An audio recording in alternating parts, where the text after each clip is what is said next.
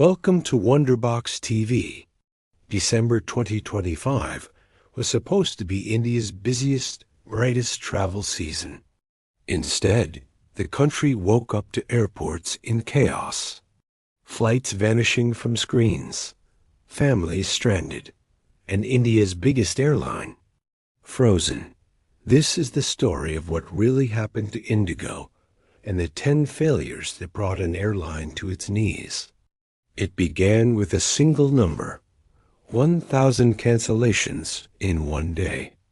A figure so large, it didn't seem real. But it was only the beginning. The first cause, the new rule that broke the sky. On December 1st, 2025, India introduced new pilot fatigue laws, the strictest the country had ever seen. More rest hours, fewer night landings, longer recovery time between flights. The goal was to protect pilots and passengers, making the skies safer for everyone. But while the intention was noble, the timing was devastating. IndiGo, an airline built on rapid turnarounds and relentless scheduling, simply wasn't ready for this new reality. The foundation of its entire operation was about to crack. And the second cause, the roster collapse. Think of an airline's schedule as a perfectly synchronized watch. Every gear, every spring, every tick must be precise. Pilots work on these precision schedules where minutes matter. But with the new rules, IndiGo's intricate clockwork fell apart. Suddenly, they needed far more pilots than they had on their payroll to operate the same number of flights. Their existing roster, which looked robust on paper, was now insufficient. Shift after shift became illegal to operate. Flights disappeared from the system, not because crews refused to work, but because the new regulations now forbade them from flying. The software managing the schedules couldn't keep up, and the airline's operational backbone snapped. The third cause? The domino effect. In aviation, every flight is connected. A canceled morning flight from Delhi to Mumbai means the aircraft isn't in Mumbai for its afternoon journey to Bengaluru. That cancellation, in turn, prevents it from flying the evening rotation back to Delhi. One pilot timing out because of the new rest rules doesn't just affect one flight. It can trigger a chain reaction, grounding a dozen other crew members who were supposed to operate the subsequent legs of that aircraft's journey. By December 3rd, the dominoes were falling faster than IndiGo could even count them, let alone catch them. The system wasn't just breaking, it was shattering. The fourth event, the airports begin to crumble.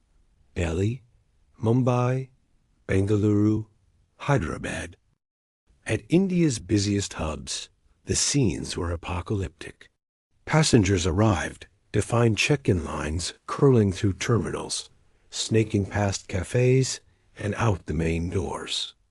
The familiar hum of a busy airport was replaced by a rising tide of frustration and confusion.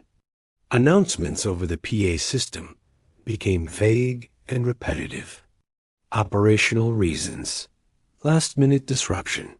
The departure screens, usually a comforting blue, turned into a sea of red with the words "canceled" or "indefinitely delayed." The chaos, which was initially contained within IndiGo's operational network, now spilled out, engulfing entire airports and bringing them to a standstill. The fifth event, railways step in. When a country's largest airline collapses, the entire nation feels the tremor. With tens of thousands of passengers stranded, the Indian government had to act. Indian Railways, the country's lifeline on the ground, was tasked with an unprecedented mission: launch special airline rescue trains. These trains were charted on major routes like Delhi-Mumbai and Bengaluru-Chennai just to clear IndiGo's massive backlog of passengers. Air travel, the symbol of modern speed, melted into the slow, steady rhythm of ground travel. An entire transportation system had to bend out of shape, all because one airline couldn't stand. The sixth event, the government intervenes. By December 5th, the situation had escalated from a corporate crisis to a national emergency. India's aviation watchdog, the DGCA, issued a show-cause notice directly to IndiGo's CEO. The questions were blunt and unforgiving. Why wasn't the airline prepared for a regulation that had been discussed for months? Why were passengers left in the dark without any warning? Why was the country's largest carrier failing so spectacularly during the peak travel season? The government's orders were clear and firm. Refund all canceled tickets immediately. Charge no rescheduling fees for affected passengers.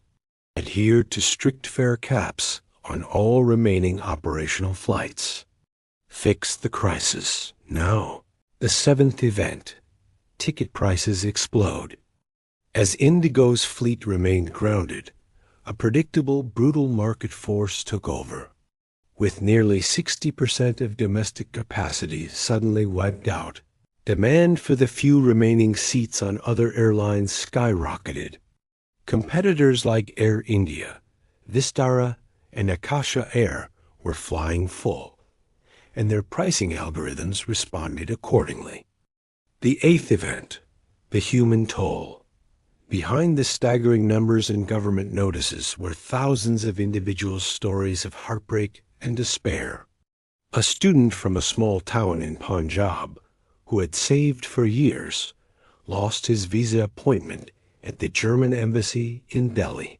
A cancer patient traveling from Kolkata to Mumbai for critical treatment was stuck in the airport for 48 hours, her health hanging in the balance.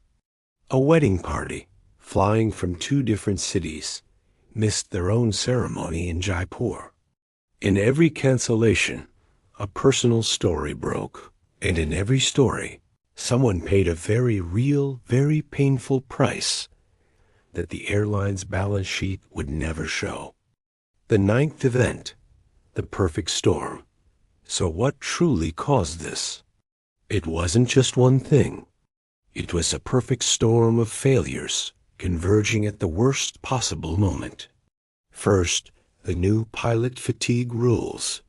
Second, a critical shortage of available crew.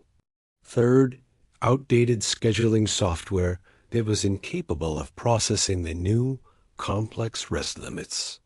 Fourth, a flight schedule that was so tightly packed and aggressive, it was built for a past era and had no resilience. IndiGo wasn't hit by one failure. It was hit by 10, all at the same time. The airline system, designed for maximum efficiency, had zero margin for error. When the storm hit, it didn't just bend, it broke completely. And finally, 10th event, the real reason IndiGo fell. This wasn't just a December problem. This crisis was a decade in the making. It was the result of a corporate philosophy obsessed with efficiency above all else. A system built for maximum aircraft utilization, with no room for error, no buffer for disruption, no backup pilots on standby, no backup plans for systemic shocks, no breathing space. IndiGo had become a giant, intricate machine optimized for a perfect world. When the new fatigue rules arrived, they introduced an element of imperfection, the simple human need for rest. And the machine, unable to adapt, simply snapped. IndiGo didn't fail because the rules changed. It failed because it wasn't ready for a world where pilot well-being and passenger safety came before aggressive schedules. December 2025 wasn't just a crisis for one airline. It was a stark warning for every airline everywhere. Because the real question isn't how IndiGo collapsed. It's how many more airlines around the world are just one new rule, one unexpected event, away from the exact same fate. Thank you for watching. To explore more mysteries behind money, travel, technology, and the systems shaping our world, step into the next story. Only on WonderBox TV.